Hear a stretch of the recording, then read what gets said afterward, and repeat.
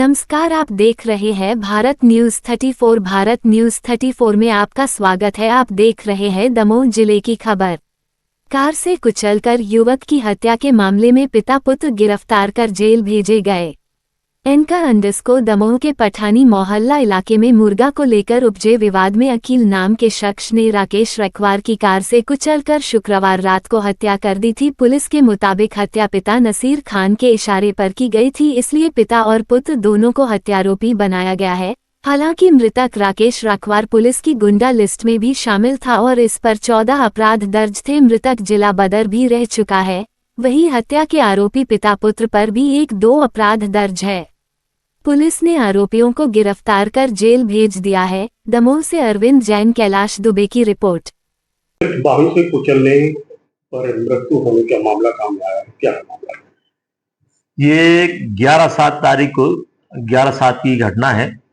शाम करीब 6:30 बजे रक्कू उर्फ राकेश, जो धमराला मोहल्ला का रहने वाला है, ये जा रहा था तो इसका नशीर और उसके लड़के अखिल से कुछ पुराना विवाद था, जिस पर से इनका तात्कालिक विवाद हुआ है कुछ, और उसी को लेकर के नसीर के इशारा करने पर अखिल ने अपनी सफेद रंग की गाड़ी से जानबूझकर मृतक रक्कू उर्फ रखवार पर गाड़ी चढ़ाकर हत्या कर दी थी। उसकी मां खिलौना बाई ने इस संबंध में थाने में रिपोर्ट की है, जिसमें अपराध पंजीबद्ध किया गया है। और अपराध पंजीबद्ध करने के तत्काल बाद दोनों आरोपियों को, नशीर और अकील को, राउंड अप करके और अभिरक्षा में ले लिया गया था। गाड़ी भी जब्त कर ली गई, दोनों की गिरफ्तारी की जा चुकी है और गाड़ी भी जब्त की जा चुकी है। इनको जिया पर भेजा गया। सुना है दोनों के, आरोपी के और फरियादी के, दोनों के कुछ पुराने अपराध। जी, इन दोनों मृतक का भी और दोनों आरोपियों के भी आपराधिक रिकॉर्ड है।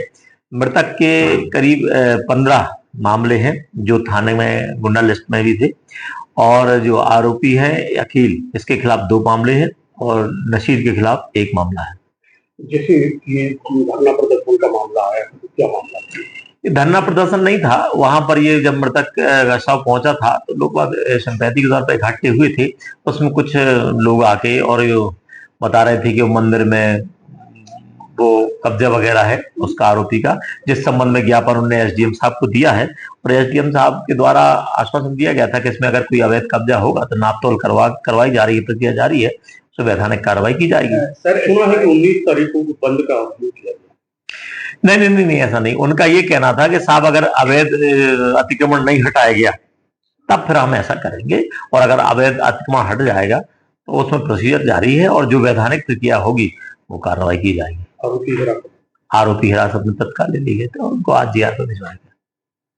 पूरे घटनाक्रम में क्या कुछ निकल करके सामने आया सर? जो ये राकेश रखवार की हत्या हुई है, 11 जुलाई की घटना है।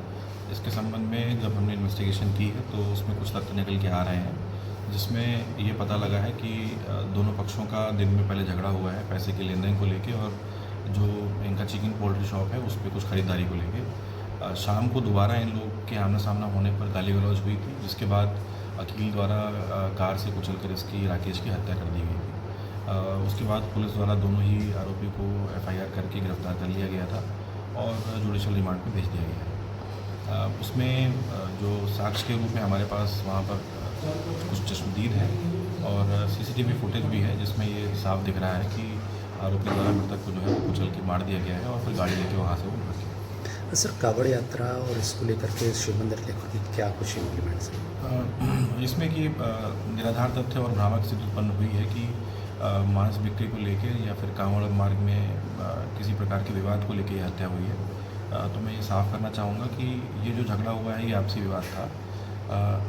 जो शिव मंदिर की बात आ रही है और उसके सामने मांस की बिक्री की बात आ रही है, उसमें ये बात सही है कि आरोपी पक्ष का शिव मंदिर के पास एक अतिक्रमण है, जिसके संबंध में राजस्व अधिकारियों को बताया गया है। उनकी सीमांकन की प्रक्रिया शुरू हो रही है, जिसमें जो भी अतिक्रमण पर कार्रवाई होती है लीगली वो हम करेंगे।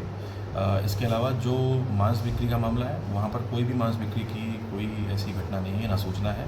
मांस बिक्री वहाँ पर नहीं होती है और कांवड़ का वो मार्ग भी नहीं है जिसके संबंध में सूचना दी जा रही है। तो मेरा समझना है कि ये एक भ्रामक तथ्य जो है वो फ्लोट हुआ है और इसमें कहीं पर भी कोई शिव मंदिर के सामने मांस बेच के या कांवड़ मार्ग में मांस बेचने की जो घटना आ रही है वो निराधार है। ये आपसी विवाद की वजह से उपजा हुआ अपराध है और उसमें पुलिस द्वारा कार्रवाई कंप्लीट कर ली गई है। दोनों पक्षों पर मामले भी दर्ज हैं, ऐसा कुछ ऐसा क्या? हाँ, इसमें जो मृतक है वो ऑलरेडी थाने की गुंडा लिस्ट में है, उसके ऊपर 13 अपराध है और कुछ प्रतिबंधात्मक कार्रवाइयाँ भी पहले की गई हैं। जो आरोपी पक्ष है उसमें जो मुख्य आरोपी है उसके ऊपर एक मारपीट और एक एक्सीडेंट का मामला है और उसके फादर के ऊपर जो है वो एक मारपीट का मामला है।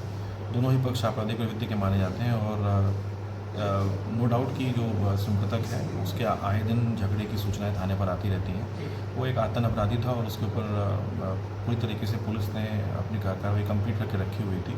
ये दुर्भाग्यपूर्ण है कि ये एक झगड़े की शक्ल में अपराध हुआ और फिर उसमें ये इस तरह से चीज़ें सामने आई।